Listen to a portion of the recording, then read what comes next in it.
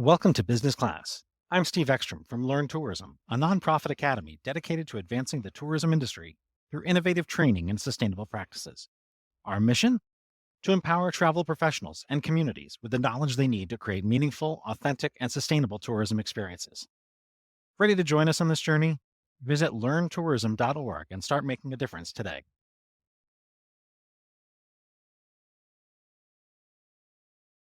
Cambria, it is so nice to talk with you. Steve here from the Business Class podcast. So your role at Searchwide Global has grown over the last few years. Yes, definitely. I joined the firm on the marketing team in the role of a manager director, and my responsibilities were solely in the marketing realm. I knew that my overarching goal would be to elevate the brand, to manage our client and candidate marketing campaigns, and then any of our internal messaging. And then over the years, I'll be celebrating my 3-year anniversary soon. My responsibilities increased, and I appreciate that. I had an opportunity to be exposed to other parts of the business and get a broader view and have a more strategic approach. I was promoted to VP of marketing. And then now my most recent promotion with the Chief Marketing and Experience Officer, that not only includes all of our marketing tactics, but everything with the candidate and client experience from beginning to end, which I think just makes perfect sense because we want that to be really cohesive and have that excellent experience all the way through their experience working with us. You landed at this position from from the DMO space. How is working for a search firm, an executive search firm, if that's how you qualify yourself, Exactly, you can executive correct me. recruitment firm. Okay.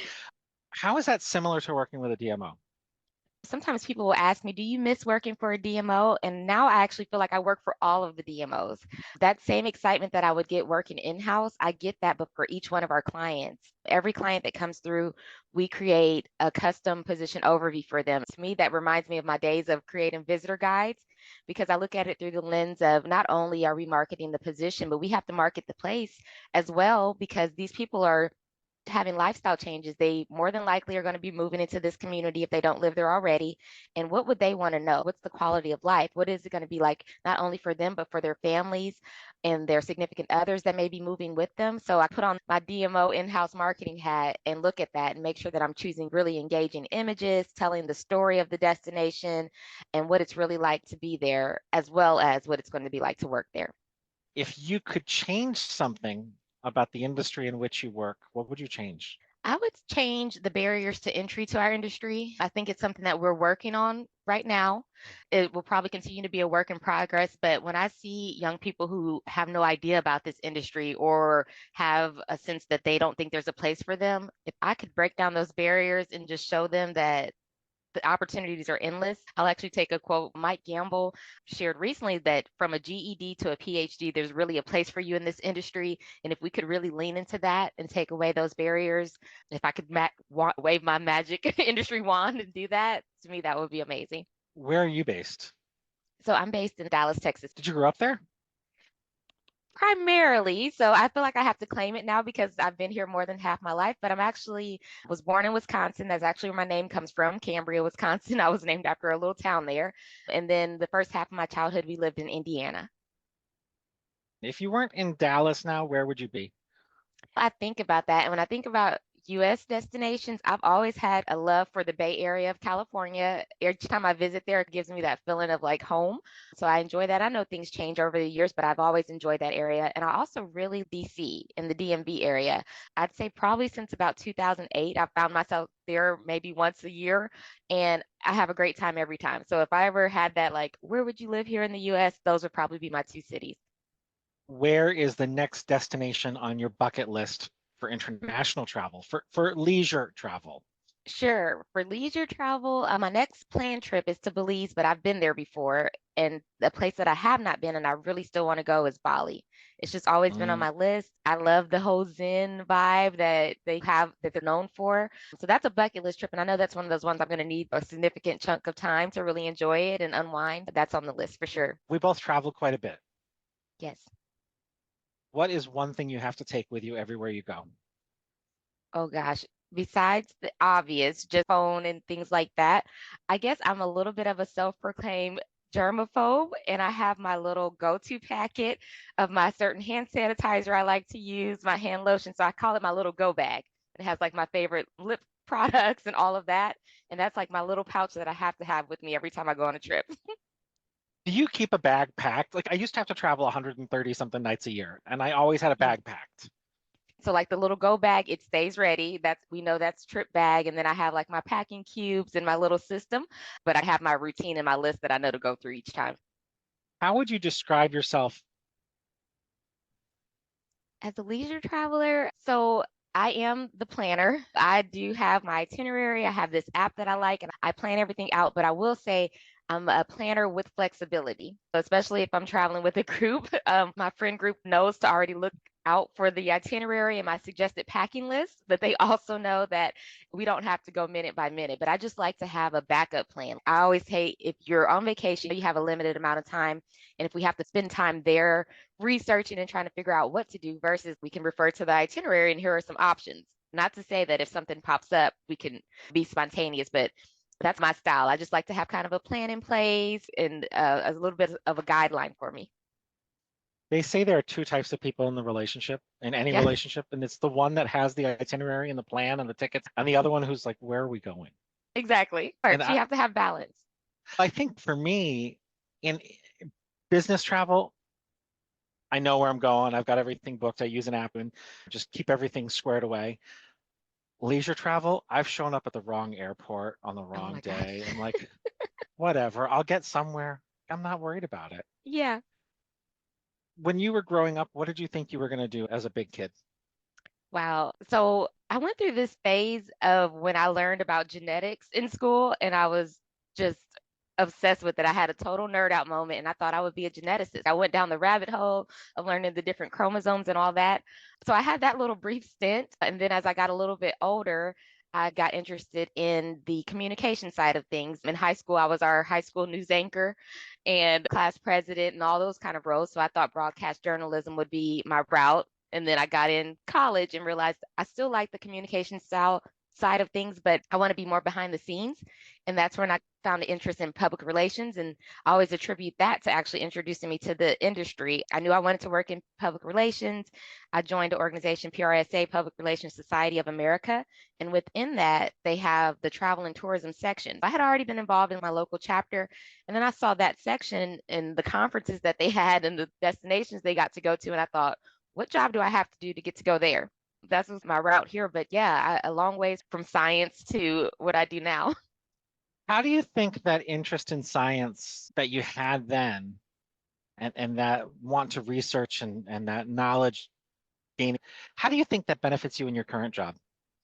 Oh, definitely still does. I think I'm a natural learner. You do like your Clifton strengths. That's one of my top five is I'm a learner. I know anything that's like this random knowledge or going down the rabbit hole, as I say, or I'll even give a warning, okay, I'm about to have a nerd out moment. But that helps me because if there's something that comes across my desk or even in conversations that I'm unfamiliar with, I just can't let it stop there. So I'm going to want to dig a little deeper to learn more about it. And I think that's benefited me because no matter what I'm working on, I really try to get a really great understanding of the subject matter. And then also, it helps me have more engaging conversations with people because people love teaching also. So if there's something I don't know about and I ask someone to tell me more or teach me about that, um, What's been your greatest day at work? oh gosh, that's hard to pick one. Is that a cliche answer to say that it feels like every day is a great day at work? Nothing's the same. You do a job you love and it doesn't feel like working. I feel like I've found that space. Each day is exciting. I love when we have a new client come through, or even when we're in the proposal phase of getting to go down my rabbit hole and research the destination and dig deeper. So I can't choose just one day, every day. And having this opportunity is a great day. What is a lesson that you've learned along the way that you wish you'd learned earlier? And this is probably fitting for my personality, is that you can't plan everything. And when I had my little opportunity to write out my 5 year plan and where I want it to be, my real life has actually exceeded that. So just knowing that you can't always put everything in a box and write a list for it, that sometimes you have to go with the flow and other opportunities will come. If I would have learned that earlier, I probably would have been a much more relaxed younger person and not been so stringent about planning.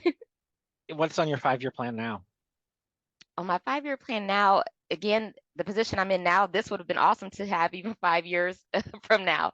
So as far as career, I'm more than happy with that. But I would just say that in the next 5 years, I want to get to a place where I'm really giving back to the industry now. Some of the things we do with our emerging leaders, I really treated that's my baby, and I've had that full circle moment because I know as a earlier in my career I had those opportunities, and now to be on the other side of it, of even the smallest thing, it's not really small, but getting to introduce the new class of 30 under 30 with Destinations International. That was one of those full circle moments for me. It felt so special because just a short time ago, I was on the other end of that and getting that opportunity. In the next 5 years, if I could have more opportunities like that, or I can look at one of our young leaders that are coming in now, to me, that would be a mark of success.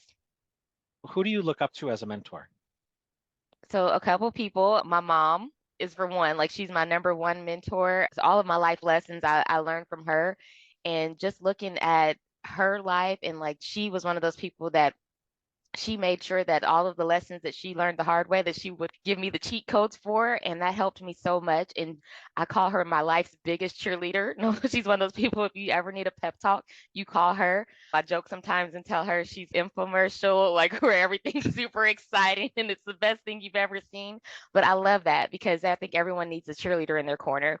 And then professionally, actually, who I work for now, Mike Gamble, I do not take for granted the conversations I get to have with him. He is such a transparent and awesome leader. And I really haven't had the opportunity to work with someone where I get to see that every day. He's one of those people that he just does the right thing. You always know that and trust that he's going to do the right thing. And to get to see that up close and personal has been awesome. And just having that opportunity of being able to come to him for advice across the board and knowing that he's going to give me his honest and best advice each time. I think that's super important, that doing the right thing. Yes, And I think as stewards of our destinations, of our industry, and frankly of each other and the relationships that we have with each other, yes. that doing the right thing is not always easy. But I think, was it Barack Obama who said, the arc of justice may not be a straight line, but it bends upward? What do you see as something you'd like to teach others? A lot of things. But the thing that comes to mind is just grace, to give people grace in every situation. I know it's so easy to take things personally, but I always try to take a step back and say, you never know what people are going through or their situation or what just happened before you talk to them. I know first impressions and all of that matter, but I try to give people grace and always give an opportunity for the relationship to shift. That would be an advice that I would give people, because sometimes you do that. You have one interaction and you write people off, or something doesn't go the way that you planned originally. So just have a little grace and patience. Do you have a favorite book? Ooh, I have a couple favorite books. The first one that comes to mind is The Alchemist. It's a classic. It's a simple book, but such a meaningful story. And that's one of those ones that I'll read over and over. I recommend it to others, and they always come back and say, and I love it when it's someone that hasn't read it before. And they, across the board, they come back and everyone finds their own lesson within that. Your personal Mhm. journey, your life's purpose, not maybe not as intense, but it just puts you through that thought process. And it's a great one that I go back to often.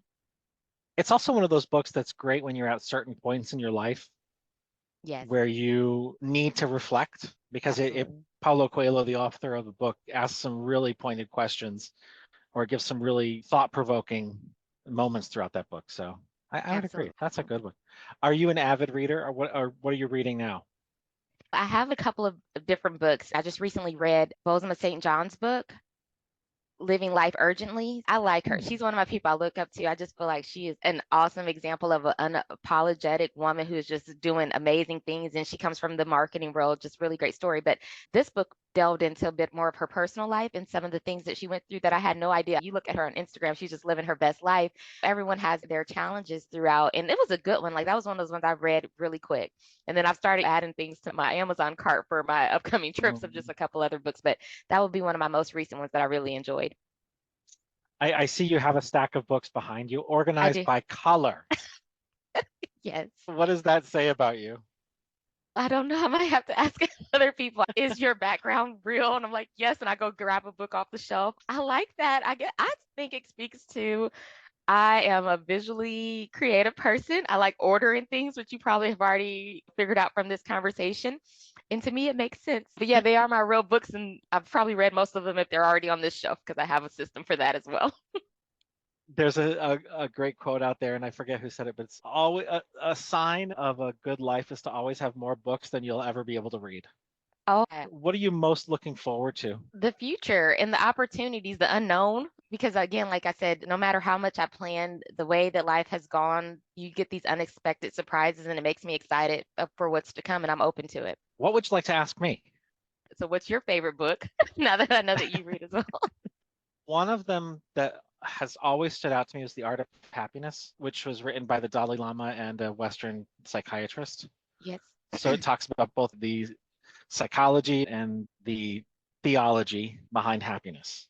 And it's something that the measures of happiness that people use, it's something I've kept in mind when dealing with people, like trying to understand, okay, how do you measure your success? How do you measure your happiness? What are you looking for? Is it comparison? Is it better than you did before? What is it? And when you understand what motivates people, it's much, much easier to meet them on their level and be one with them. That is a fantastic book. Another one that really stands out, and my book club read this a few years ago. So we're all adults and we had read it in school, was Uncle Tom's Cabin. Oh, okay. Yeah, so we read it again as adults, and it was a much different read as adults. And I think the value of kindness and understanding and empathy and sameness that echo through that book are things that everybody can still learn from today. It's a good one. And to just go back to some of those, it's different when it's mandatory reading in school, and then to go back and read it Hmm. at your own leisure as an adult. It is. Another one that I really love, Toni Morrison. Oh, yes. Love some Toni Morrison. In fact, the tattoo on my arm is a bird taking flight. Oh, It's inspired by the phrase, if you want to fly, you've got to give up the stuff that weighs you down. I love that. And it's such a pretty tattoo, too. Thank you. I put lotion on it today. So it's glistening. If folks want to get in touch with you, learn more, stay connected, how would they go about that? Absolutely. What I would tell you to start with our website, searchwideglobal.com. Feel free to connect with me. We are active as a firm on LinkedIn. If you want to follow us and connect with us there, we're on Facebook, Instagram, Twitter as well. For me personally, I would be happy to accept the connection on LinkedIn. If you want to reach out to me, our email address is jones@searchwideglobal.com. Thank you so much for joining me. Thank you so much, Steve. Thanks for tuning in to Business Class. This episode is brought to you by Learn Tourism, the nonprofit academy where we advance the tourism industry with cutting edge training and sustainable practices. If you enjoyed today's episode, don't forget to visit learntourism.org to learn more about our programs and how you can get involved. Until next time, stay curious, continue learning and making a difference through tourism.